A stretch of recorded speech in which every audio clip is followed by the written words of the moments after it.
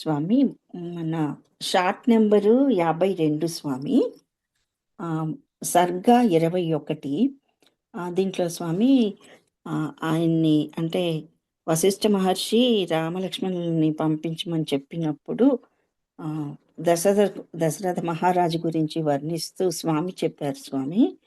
మునివరుని వచనములతో ఆ రఘు వృషభుని మనస్సు కుదుటపడింది అని అన్నారు స్వామి. ఇక్కడ వృషభుడు అని ప్రయోగించడంలో అంతరార్థం ఏమిటి స్వామి?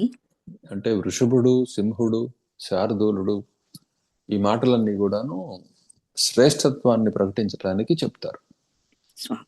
ముని వృషభుడు అని కూడా అంటాం, ఋషి వృషభుడు అని. ఇట్లా వృషభత్వం లేకపోతే ముని సింహం, లేకపోతే ముని చంద్రుడు, రాజచంద్రుడు, ఇట్లా చంద్ర శబ్దం కానీ సూర్య శబ్దం కానీ వృషభ, గజ ఈ శబ్దాలు, శార్దుల శబ్దాలు కానీ ఇవన్నీ కూడాను ఆయా జాతుల్లో అవి శ్రేష్టమైనవి కాబట్టి వాటిని చేర్చి ఇక్కడ ఈ వ్యక్తి యొక్క గొప్పతనాన్ని చెప్తాం అనమాట. అది అర్థమైంది కదా? అర్థమైంది. రఘుకులంలో గొప్పవాడిని రఘు వృషభుడు అంటారు. రఘువు యొక్క కులంలోని గొప్ప మనుషుల్ని రఘు వృషభులు అంటారు. అది